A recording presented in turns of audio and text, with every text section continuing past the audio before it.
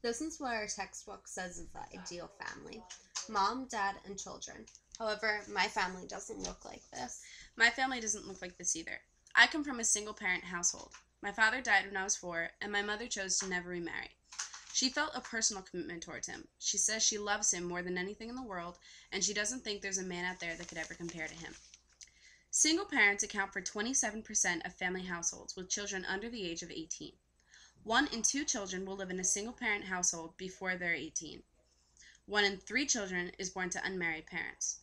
5% of children live with 2 biological or adopted parents who aren't married. I also come from a single parent household, however, for a different reason. My parents divorced when I was 3 years old.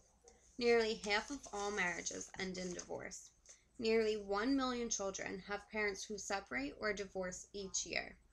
More than half of Americans today have a step family. There are 5 main sociological reasons for the high divorce rate.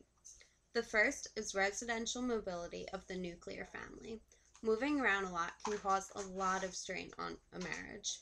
The second reason is ongoing redefinition of family and gender. Changing gender roles, such as women in the workforce, can create strain and tension and lead to divorce. Another reason is the ease of filing for a divorce. Women can now legally file for divorce, and some states have no fault laws that eliminate the need for a reason for divorce, therefore making it a lot easier to file for a divorce.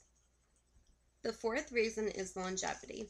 People live longer, and therefore it makes it harder to maintain a stable relationship. The more time you spend together increases the possibility of encountering stress and therefore leading to divorce. The fifth and final reason of high divorce rates is social acceptance. Today, divorce is socially acceptable in our country because divorce is a lot more common. So we've seen the ideal family and we've taken a look at single parent families.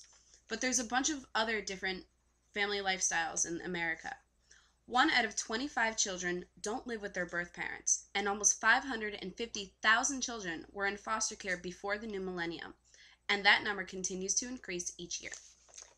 More than 100,000 children are adopted each year. Estimates show that almost 2 million American children are being raised by their lesbian and gay parents. And now let's look at some more current statistics. In 2010, there were about 75 million children ages 0 to 17. 69% of them live with 2 parents, 66% with 2 parents, and 3% with adoptive parents. 23% lived with only their mothers, and 3% lived with only their fathers, and 4% lived with neither of their birth parents. According to our textbook, the ideal family might be the nuclear family, consisting of a husband, wife, and children.